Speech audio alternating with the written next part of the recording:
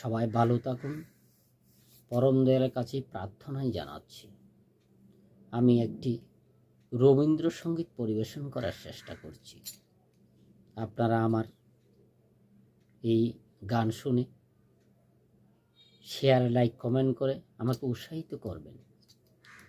এই মেঘলা দিনে একলা ঘরে তাকে না তো মন, কাছে যাব কবে পাবো ওগো তোমার নিমন।